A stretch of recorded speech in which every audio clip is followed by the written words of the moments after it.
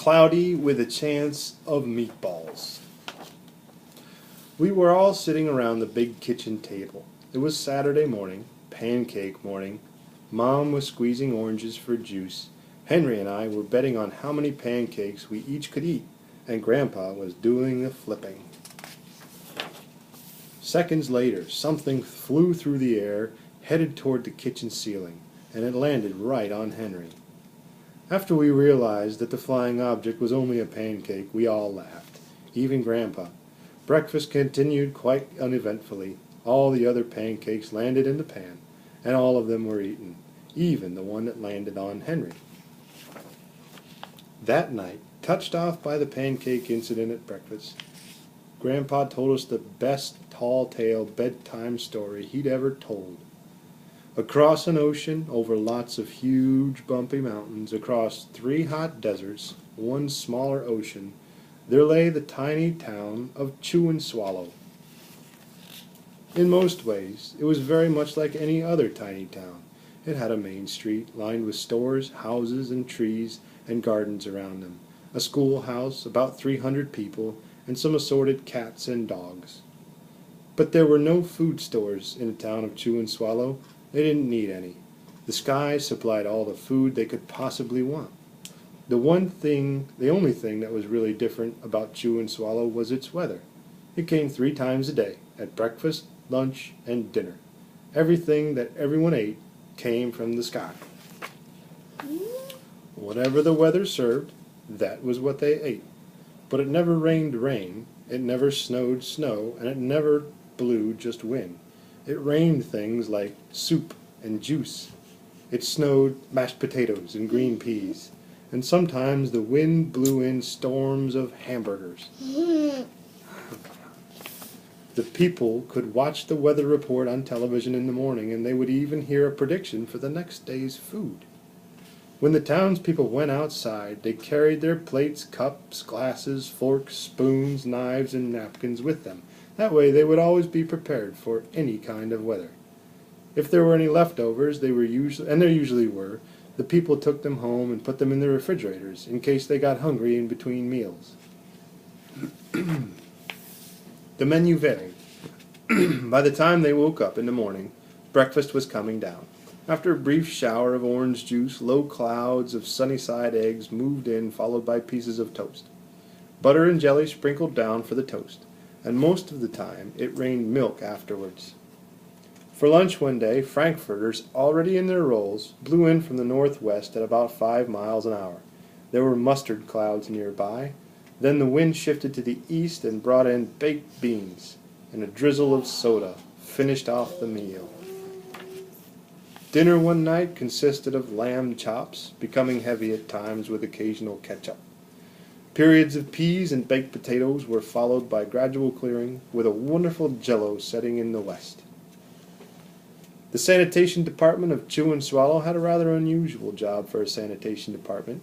It had to remove the food that fell on the houses and sidewalks and lawns. The workers cleaned things up after every meal and fed all the dogs and cats. Then they emptied some of it into the surrounding oceans for the fish and turtles and whales to eat. The rest of the food was put back into the earth so the soil would be richer for the people's flower gardens. Life for the townspeople was delicious, until the weather took a turn for the worse. One day, there was nothing but gorgonzola cheese all day long. The next day, there was only broccoli, all overcooked. And the next day, there were Brussels sprouts and peanut butter with mayonnaise. Another day, there was a pea soup fog. No one could see where they were going, and they could barely find the rest of the meal that got stuck in the fog. The food was getting larger and larger, and so were the portions. The people were getting frightened. Violent storms blew in frequently. Awful things were happening. One Tuesday there was a hurricane of bread and rolls, all day long and into the night. There were soft rolls and hard rolls, some with seeds and some without. There was white bread and rye and whole wheat toast. Most of it was larger than they had ever seen bread and rolls before. Whoa, look at that huge pancake. Yeah, it's huge. It was a terrible day. Everyone had to stay indoors. Roofs were damaged and the sanitation department was beside itself. The mess took the workers 4 days to clean up, and the sea was full of floating rolls.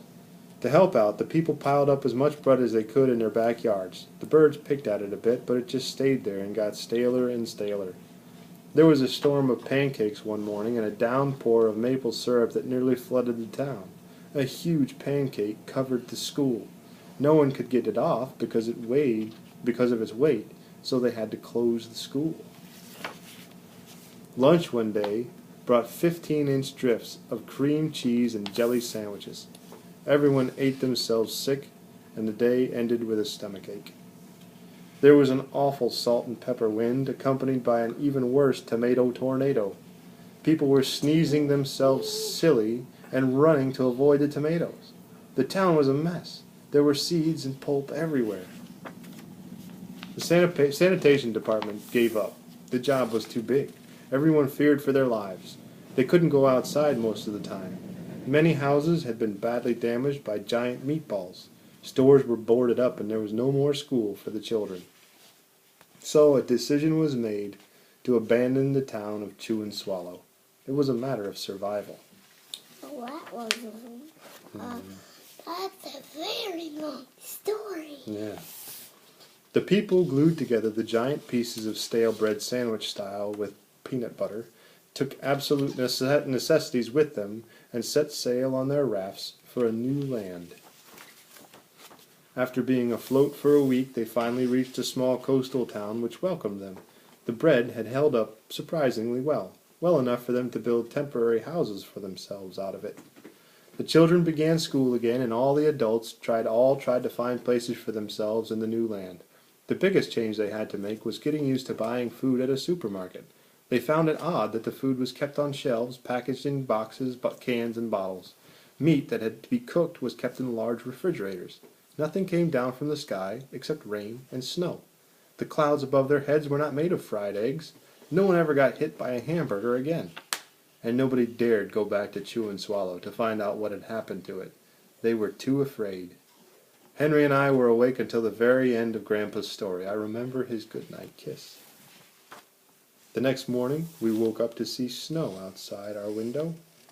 We ran downstairs for breakfast and ate it a little faster than usual so we could go sledding with Grandpa. And it's funny, but even as we were sliding down the hill, we thought we saw a giant pat of butter on the top, and we could almost smell mashed potatoes. The end.